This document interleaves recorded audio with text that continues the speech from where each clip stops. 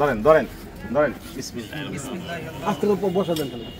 আসলে আপনারা অনেক দূর থেকে আসছেন, আমরা আসলে সেভাবে আপনারা আসলে রিসিভ করতে পারছি না, কিন্তু আজকে যে গাছ রোপণের যে বিষয়টা আপনারা উপস্থাপন করলেন বা সরজমিনে দেখালেন, এটা আসলে অত্যন্ত একটা সুন্দর এবং মনোরম পরিবেশ, পাশাপাশি মানসিক যে আমরা একটা প্রশান্তি পাচ্ছি, এটা আসলে কি বলবো ভাষায় প্রকাশ করার মতো না।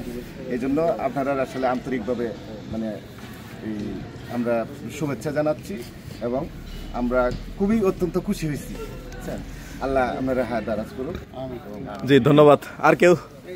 আসলে এই কাজটা মনে করেন যে আমি বেসরকারি একটা প্রতিষ্ঠানে চাকরি করি, যে আমরাও এই বৃক্ষরোপণের কাজটা আমরা করে থাকি, কিন্তু এই আপনারা যে উদ্যোগটা নিচ্ছেন আসলে এইগুলো আমরা করি না, অন্যান্য গাছ লাগাই, ফলের গাছ, বিভিন্ন কাঠের গাছ। এই যে এটা একটা বর্তমান সরকারের একটা উদ্যোগ, যে তাল গাছ লাগাইলে যে পরিবেশের পাশাপাশি যে বজ্রপাতের যে একটা দুর্যোগ বর্তমানে শুরু হয়েছে, ওটা থেকে রক্ষা পাওয়া যায়।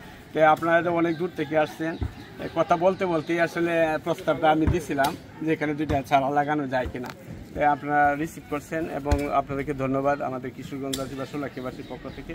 আপনারা এই কার্যক্রম আশা করি অব্যাহত থাকবে। জি ভালো থাকবে, ধন্যবাদ। জি।